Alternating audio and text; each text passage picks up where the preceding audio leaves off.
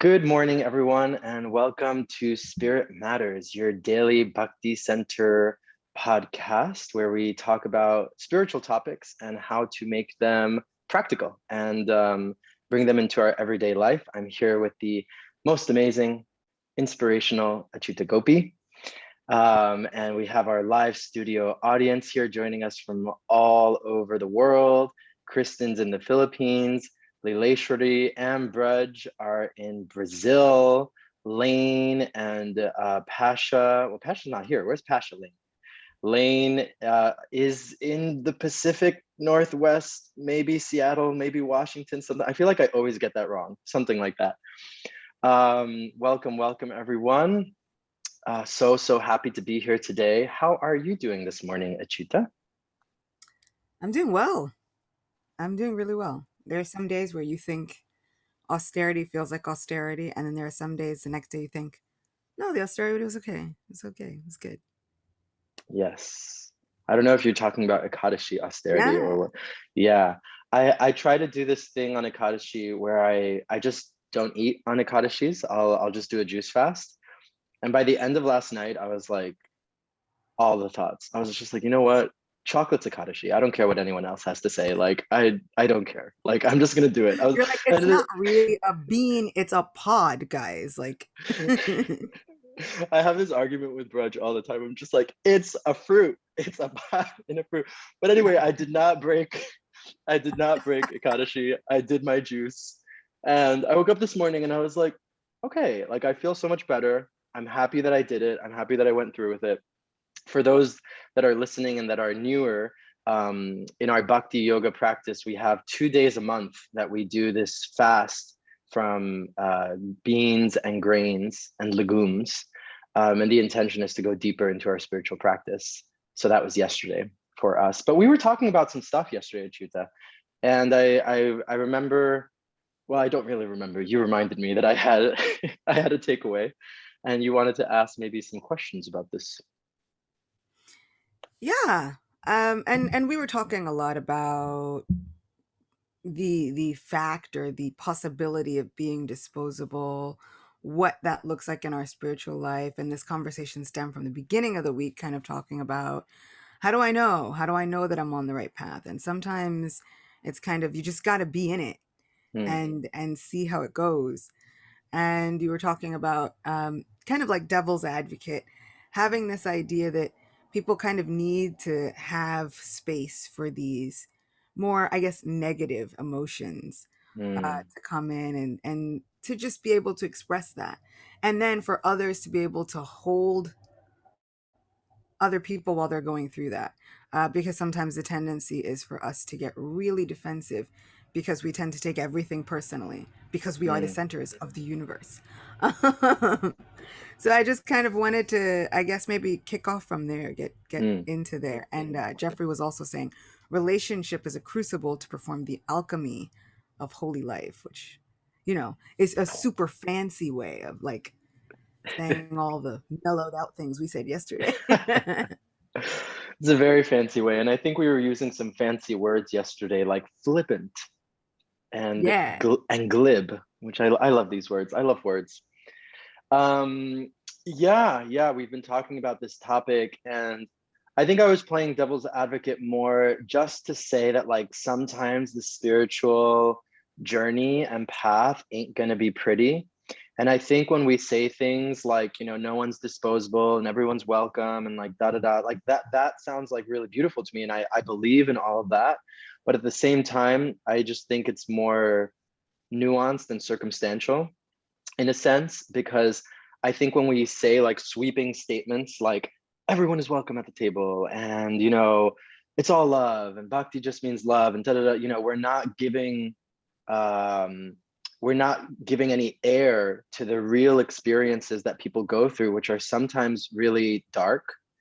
They're sometimes really sad, upsetting. A lot of people have religious or spiritual trauma or any other sort of trauma that might come up in these kinds of settings. And I feel like when like, let's say we're over here, you know, we're the spiritualists and whatever, we're over here, and we have someone coming into the community, or one of our friends or whatever, and they're going through it, you know, if we're not on that platform of really 100% believing that I'm there for people no matter what, then that substance versus form topic that we've talked about since the beginning of the podcast is going to start to kick in, because it's less of a topic, it's more of like a conditioning, you know, where it's just like the image of what it looks like to be spiritual, or the image of what it looks like to have it together, or the image of what it looks like to like be on this spiritual path and just like, you know, hallelujah. And if we're in that space and place, it can get really critical, it can get really judgmental. And I think it's simultaneously a tall order to ask people, like, can you unconditionally be there, loving, etc., for your community and for people who are going through it? You know, we want the answer to be yes, but I was playing devil's advocate yesterday, because I'm like, well, what happens when it's not? Or like, what tools do we have when someone's experience of spiritual, you know, awakening, or going really deep, or going through the dark night of the soul, like what happens when that starts to trigger me, you know, as someone who is, let's say, in the community, or someone who's holding space, or whatever it might be? Can I actually be there for that person? And what do I need to do to be there for that person, if that's what I want to do? Because I've seen it, you know, I'll end my rant now, but I've seen it, you know, I've seen it many time and time again, where it's just like everything's happy when we're at the kirtan, and it's just like Haribol, Hare Krishna, everything, ooh, you know, whatever. But when the stuff really hits the fan, and when people are really going through it, it's like, eesh, you know, like I didn't think it was gonna get this ugly. Okay, well, maybe call me when you're feeling blissed out and joyful again, you know. But I'd love to hear your thoughts on this, Chuta. And I think that that's exactly right. And full disclosure, guys, this whole spiritual process, about 80% of it is not going to be pretty. We've got a good 20% that looks great, and the rest of it looks like ascension hell. Um, and and that's not unnormal either. It's not abnormal. If we look at spiritual teachers, if we look at, I mean, even down to Jesus, it doesn't matter what spiritual practice you are Mm, in. This ascension process never looks easy all the time. And like I said, in fact, most of the time it kind of looks pretty shaky. And you've got Jesus being tempted, and being out in a desert, and being out alone, and having these realizations, and coming to this epiphany of holy relationship. And all of that looks very intense. It looks so intense. It looks like fasting, and hunger, and longing, and loss, and grief, and all this stuff bubbling up.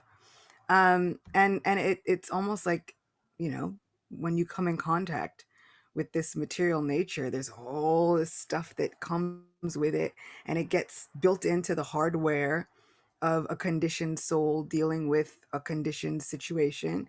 And then we kind of like skip off, like, but why doesn't it always just look like flowers and sunshine? You're like, well, where is it that was promised to us? And it kind of goes back to that, terms and conditions apply. We have to read the fine print and realize that this is what the ascension looks like. It looks like there's a seesaw. It looks like a swing. And on that swing, there's that backswing. And that backswing looks a little bit questionable when we get there. But I feel like, like we've spoken about, instead of running away from it, sometimes we need to sit in that. And like you said, it looks great in kirtan, and then when somebody's really going through something rough, we check out because we don't want to deal with it. And that's not necessarily a bad thing. We've heard compassion fatigue, all these things we've spoken about. It's natural to feel like I don't have it because I'm also going through a lot.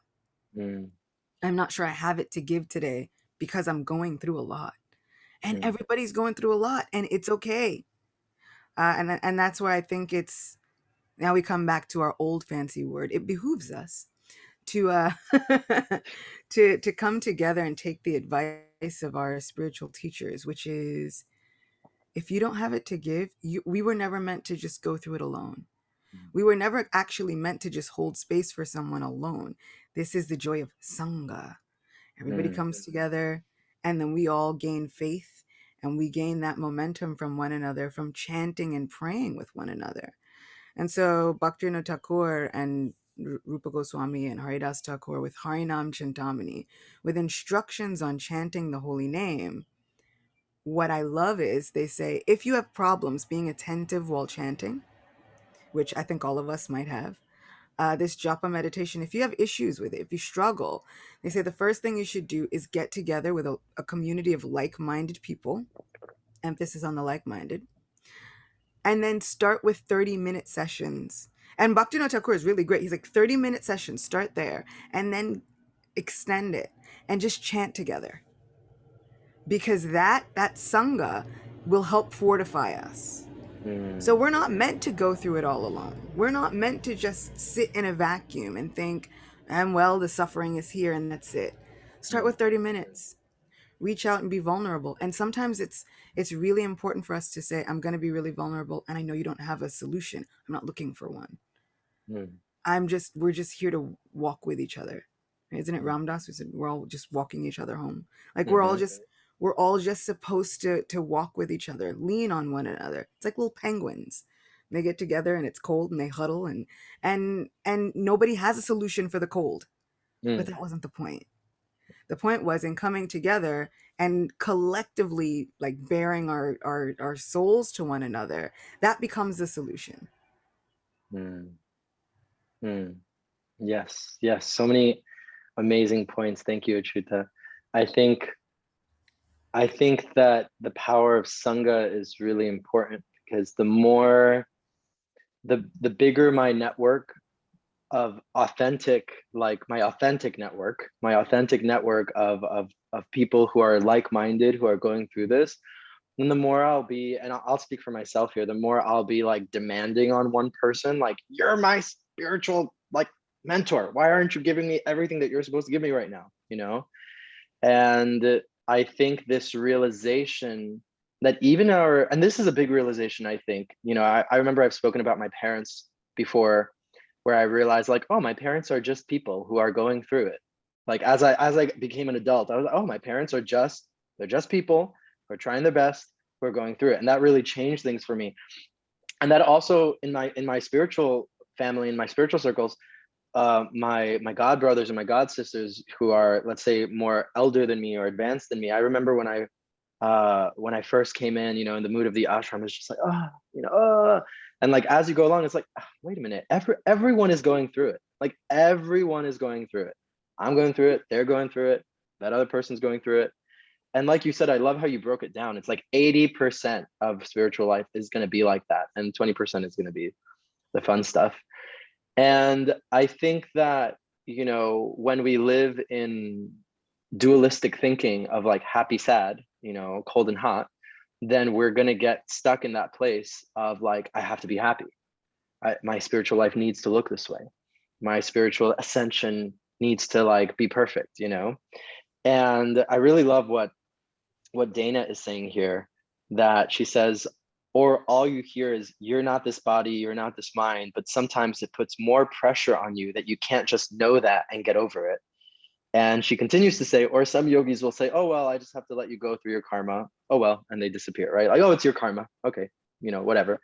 And I think it's so interesting because this is exactly what we were talking about, actually. Like this disposable mood that we have towards people, or it's almost impersonal. Like, oh, you're just not the body, That's so get exactly over it. the word I was going to use. I was like, it's Yeah, impersonalism, actually. yeah, yeah, it is, because when we're not treating people in their very personal circumstance and situation, and when we're trying to put them into like an image or a box or a form of like what it's supposed to be, it's super impersonal, actually. And we hear this example a lot. It's like, you don't go to someone's like funeral and they're grieving about their loss, and you go, oh, well, you're not the body, so. Like get over it. Actually, Like you don't do that, about but people. 70% of devotees do that. Oh, Krishna, no, I've seen some no. things.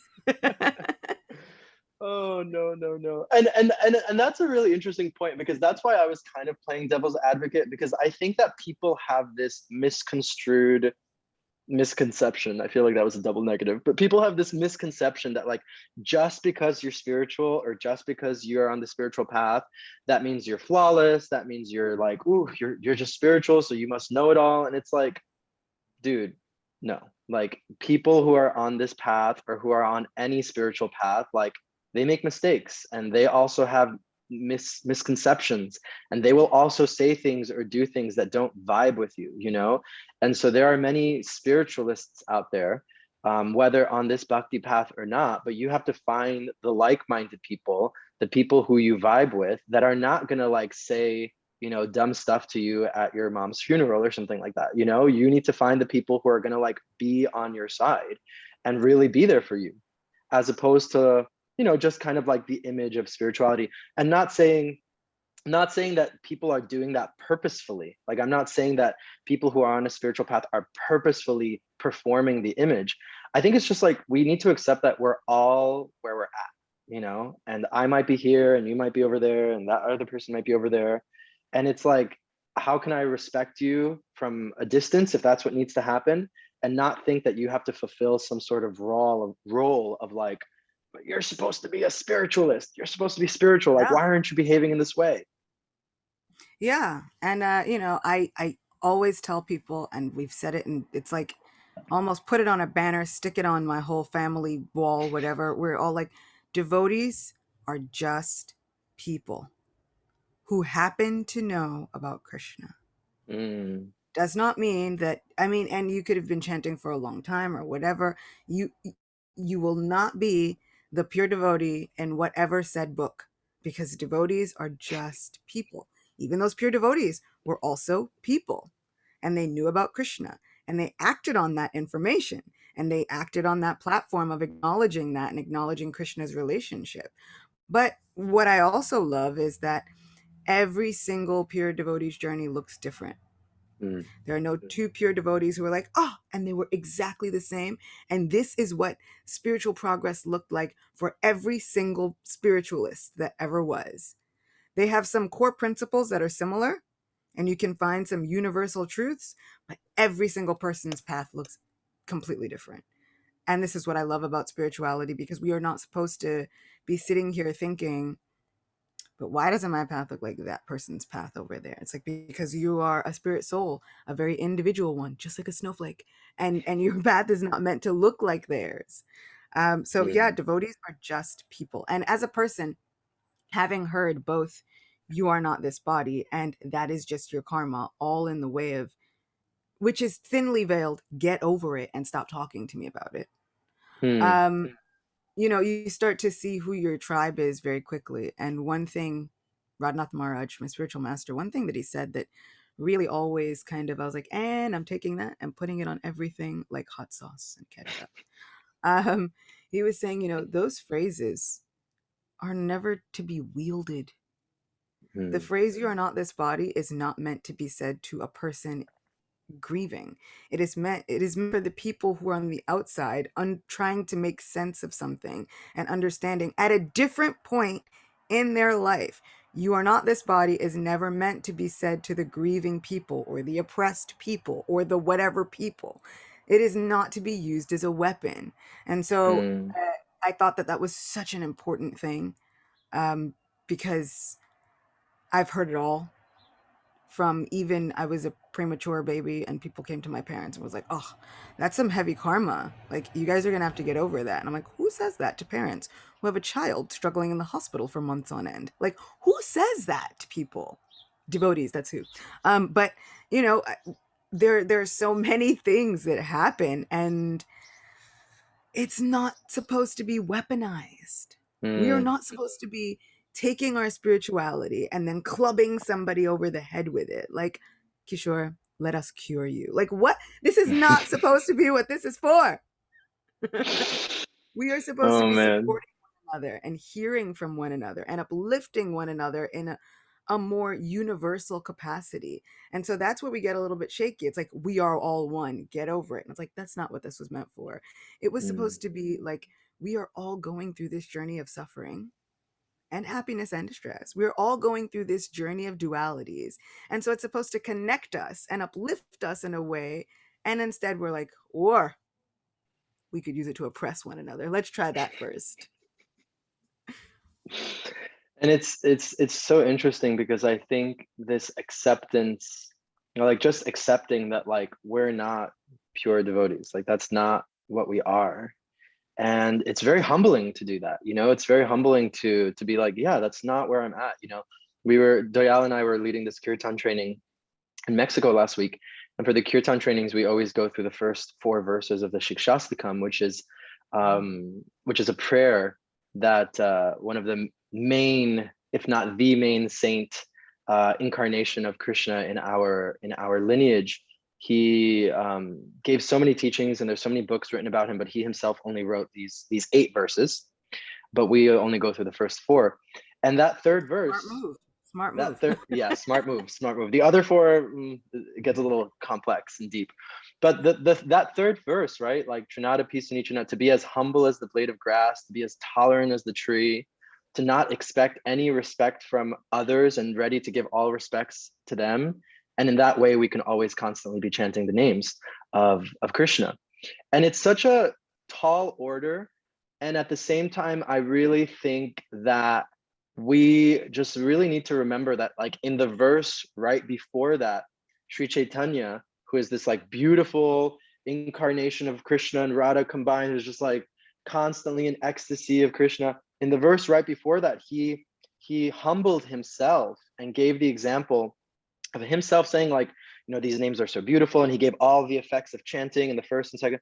And God, you put your names, the energy of your names in all these different names, hundreds and thousands, and it's so easy. There are no hard and fast rules, but still I have no attraction for chanting your names. And it's like, if Sri Chaitanya can say that, if he can humble himself and say like, I have no attraction for chanting your names, then where do we get off being like, oh well, that's your karma. Oh well, you're not this body. Oh, you didn't finish chanting your rounds today? Okay, well, it's like, where do we get off doing that? And I really, for me, it's just I really love what Richie wrote here. He said ordinary beings, but all beings worthy of respect. And it's like, that's the mood. And that's why it triggered in my mind the Shikshastakam. That's the mood. It's like, okay, everyone is going through their own individual journey, whether they're a devotee or not a devotee, right? Everyone's going through their journey, and they all are a spirit soul. They all are part and parcel of Krishna, and they all deserve respect. And it's so, I've seen it. I've seen it so many times happen in many trainings where someone might be going through it, a retreat or a training or any other circumstance. Someone might be really going through it, and the mind, and I could see the energy of maybe the group, or like the mind of people wanting to be like, ugh, like, why is this person, like, no one says it, but you could feel that that's what's happening. Like, why is this person crying, or like, why are they going through it? Like, come on, like, let's, you could feel that there's a little bit of that energy of like, okay, it's like day 6, you've gone through like your 8th breakdown, like, come on. And I've seen it happen time and time again, where when that person who is going through it is held in love and respect and compassion, it brings the energy of the entire sangha up, and it brings everyone closer, and it brings everyone closer to Krishna, actually. And it's like, when we go into the mind of duality, of like criticizing and judging, and the worst, using these spiritual principles to like defame each other, that's just like, that's just low vibes. I don't want to be there. That's just like bringing everyone down. It's complete low vibe energy. It's like the epitome of low, right? Like Yeah. epitome of low vibe.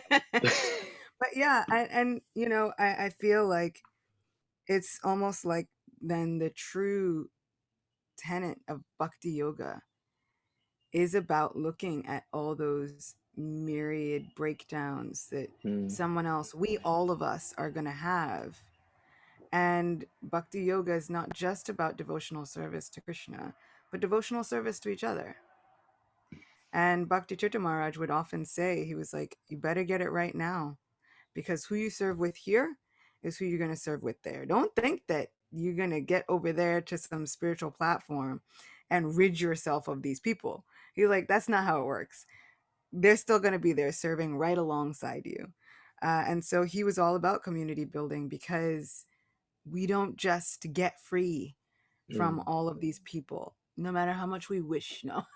mm, But, all beings are ordinary beings, but all worthy of respect. But it's so important to still use discretion, just like we respect tigers.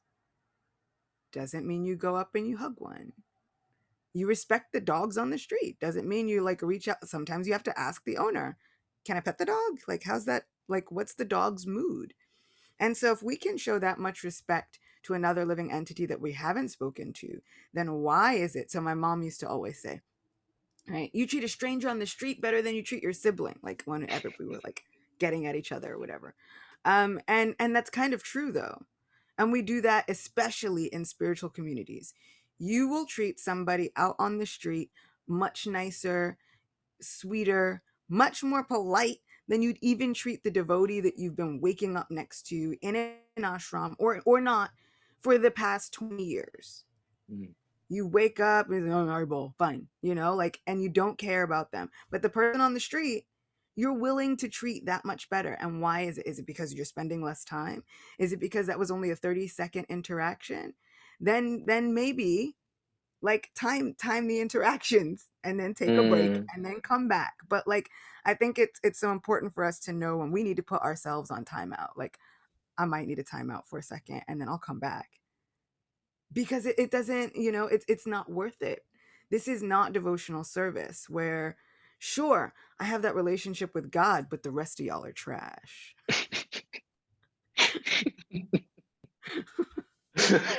Oh my God, that was too good. Um, I'm best friends with God, but y'all are trash. Oh my God. And the thing is that we see it so much, and it's like we're getting close to the end of our time here, but I think it's such an important point that you brought up, Achyuta, and maybe we can start from there tomorrow, that devotional service isn't just devotional service to God, but it's devotional service to each other. And that's so, so, so deeply important. And I feel like that could be spoken about at length, how we treat each other, what's getting in the way of us treating each other kindly and more nicely. Maybe, I don't know if that was grammatically correct. But I want to hear some takeaways from Kimberly. And if anyone else has any takeaways, please write them in the comment. I see that Jeffrey says, let's not use spiritual values to devalue each other. I love that takeaway. But Kimberly, what you got for us? Mhm. Yeah, I love Jeff's takeaway too. It's like what Achyuta said, how our spiritual values are not meant to be weaponized and used as weapons. And I'm also taking away how we're meant to uplift each other and help each other go through our journeys. Beautiful. Thank you so much, Kimberly. Any final words, Achyuta? I think it's been good. I like it. And the more that we are vulnerable and the more that we're vulnerable with each other, sometimes the better it gets. If nothing else, it'll show you who your tribe is. Yes. I want to start on this tomorrow too, because this is what's in my mind as well. Vulnerability, sincerity, and authenticity as we go through our ups and downs and dark nights of the soul, and how people react to that. And I think that that's so important what you just said, Achyuta. It's like, that's going to show you who your tribe is. That's going to show you who's going to be there for you when you're authentically going through it. But that's all the time we got. And we will be here tomorrow at 9 a.m. EST. So we'll see you then. Thank you all so much. Love you all so much wherever you're tuning in from. We appreciate you, and we're so, so, so happy that you could join us. Thank you all.